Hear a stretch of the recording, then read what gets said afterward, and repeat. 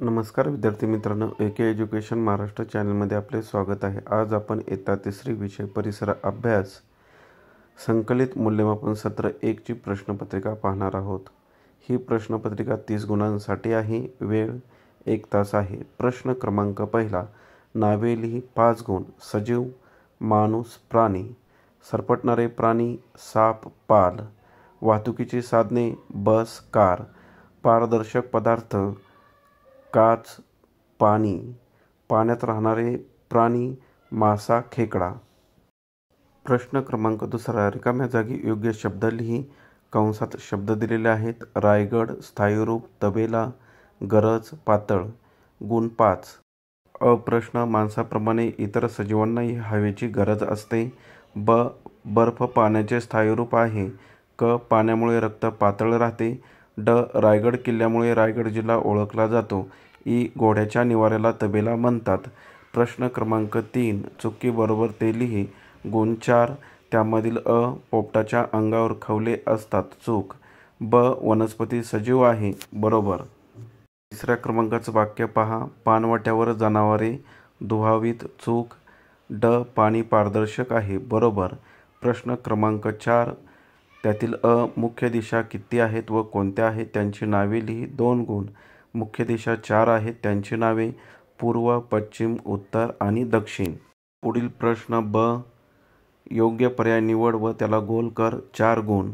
त्यामधील पहिला, खालीलपैकी हे अंग मेहनतीचे काम आहे। पर्याय दिलेले आहेत, त्यावरून अंग मेहनतीचे काम शोधायचं आहे। पर्याय क्रमांक 2 उत्तर आहे। डोंगर चढणे। दुसरं वाक्य पहा, मी पुस्तक वाचत आहे। या क्रियेत हा काळ कोणता आहे? उत्तर पर्याय क्रमांक ए आहे, वर्तमान काळ आहे। 3, खालीलपैकी कोणते तेलबिया नाही? तर पर्याय क्रमांक 4 डी, बाजरी ही तेलबिया नाही। चौथं वाक्य पहा, टिंबटिंब ही महाराष्ट्राची राजभाषा आहे। उत्तर पर्याय क्रमांक सी, मराठी ही महाराष्ट्राची राजभाषा आहे।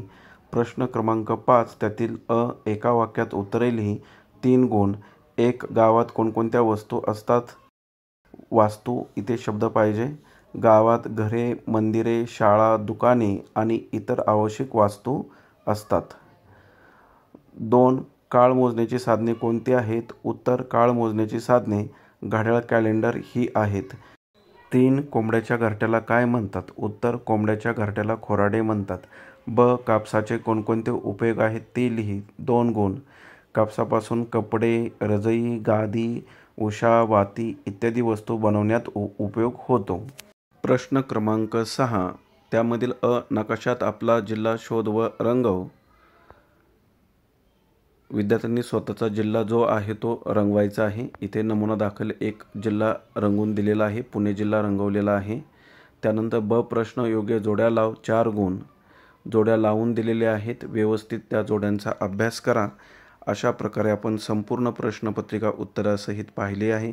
धन्यवाद। जर तुम्हाला हा व्हिडिओ आवडला असेल तर प्लीज लाईक करा, शेअर करा।